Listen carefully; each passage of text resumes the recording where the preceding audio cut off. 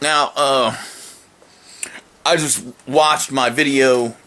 They claim I self-sabotage, and I didn't really come through with exactly what I was trying to say, because when I was in Anchorage and I did the miracles, since then, I've been, I want to give glory to God. I want to, say, since I did that, maybe I am actually, but I never thought of myself that way. And when I wrote that to the record companies, I certainly wasn't thinking that way.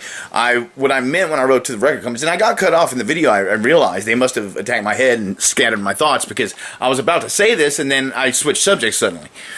That when I wrote to the record companies, and they turned me down like 40 times when I had a bio and my music, and then I said, my tone was more like, look, I could be the greatest musician in the world and you won't even listen to me. I can do this, and you just pass me up. You're not even listening to me. You're missing out on a bunch of different, a bunch of incredible musicians. This is what I meant. And you can say, well, he's trying to cover for himself, but watch the video. I was about to say that, and then switch subjects suddenly. And the reason I didn't say it in the first place was just because when I was in, now, since I've done the miracles, it's kind of required that I know that, maybe, I actually am, I guess. I don't know. Nobody's the best in every respect, but as far as like, I am miraculous. So, but when I wrote the record companies, I certainly didn't mean that. And, I don't really think of myself that way. I don't sit here and try and lord over people and say, like, I'm the greatest, blah, blah, blah. No, I like to work with people, and I like to get, enhance their, enhance and exercise their strengths, and, try and have a conducive and symbiotic whole. That's what making good music's about. I want to get the best music out, is what I want to do. I don't want to, sit here and be like, oh, well, I'm the greatest, to put the spotlight on me all the time. No, I don't. I like to, utilize everybody's talents as best as possible. And I like to encourage people, And if you know me, you know that. If you ever played with me, you know that. But the record industry apparently wants to slander me and act like I'm just this big snot-nosed snoot who just, thinks he's the greatest and blah, blah, blah. So, they're holding me under the thumb and using all kinds of stuff to prevent me from being able to do anything. And while the rest of the world progresses, and it's just like something like, see, well, fuck you, they trashed my whole record company. And then, I'm talking about all the groups I worked with. Every one of them was some of the greatest musicians I ever heard. And I loved their music just as much as my own. And I considered each one of them better than me in a lot of respects, or in some respects anyway. And they're not signed either.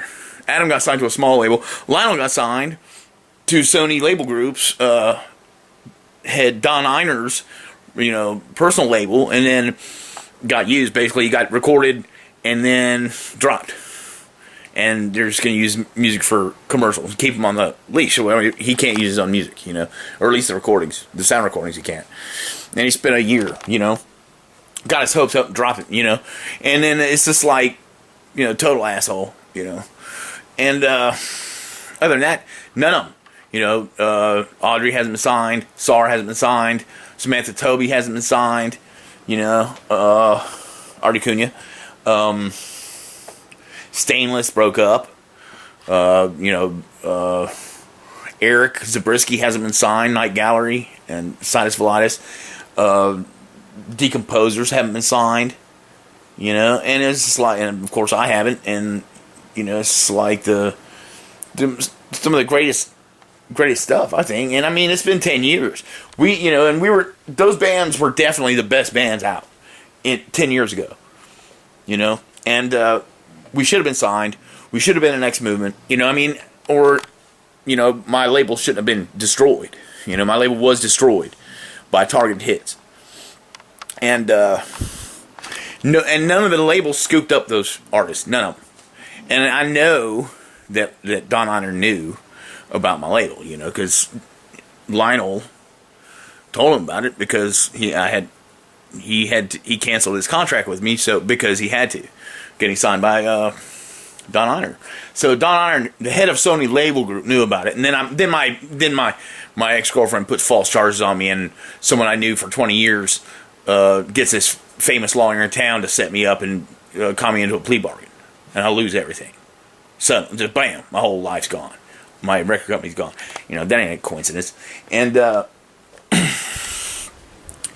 and you know, so none of them. You look at the numbers, man, and there's no fucking way, man. I mean, stuff that's been up there for years, this incredible music, and they're getting like 10, 15 hits, you know, 20 hits, you know, and I put my stuff up on Cocoscope, and in 2 hours, or an hour and a half, I had like 5,000 hits.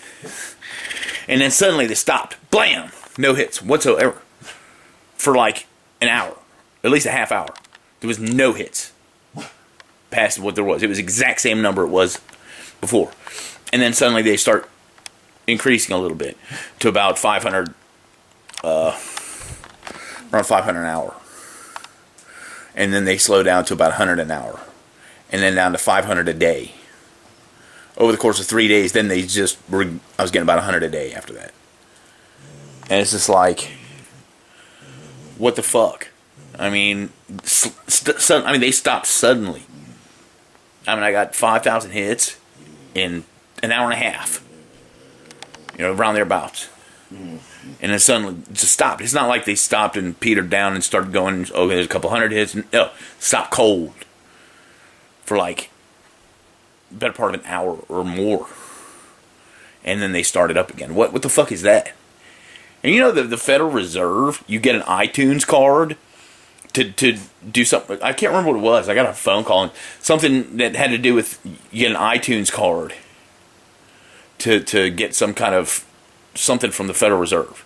So iTunes and the Federal Reserve are linked. They're like the money the Federal Reserve's using iTunes. And iTunes using Federal Reserve. I think it's all fucking bullshit.